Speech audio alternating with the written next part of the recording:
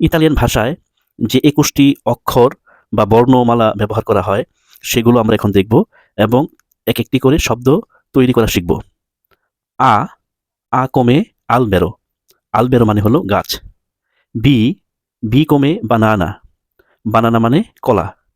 চি, চি come cane, cane মানে কুকুর।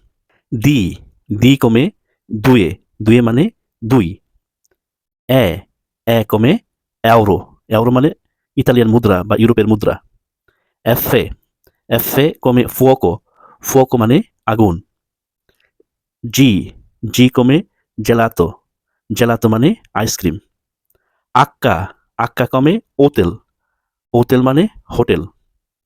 ই, ই come Italia, এল্লে, এল্লে come letto মানে বিছানা। এম্মে, এম্মে come মেলা, মেলা মানে আপেল। এন্নে, এন্নে come নাজো, নাজো মানে নাক। অ come অত্ত, অত্ত মানে আট। পি, পি come পানে, পানে হলো পাউরুটি। কু, কু come quattro, quattro মানে চার।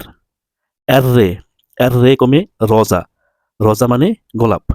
এসে, এসে come sole, sole অর্থ সূর্য। তি, তি come tavolo, tavolo মানে টেবিল। উ, উ come uno, uno মানে এক। ভু, ভু come ভেন্তি, ভেন্তি মানে ২০। জেতা, জেতা come zero, zero মানে শূন্য। এছাড়া যে ৫টি অক্ষর যেগুলো সাধারণত ব্যবহার করা হয় না তার মধ্যে একটি হলো যেই, এটাকে ইতালিয়ান ভাষায় বলে ইলুঙ্গা, ইলুঙ্গা come জিন্স।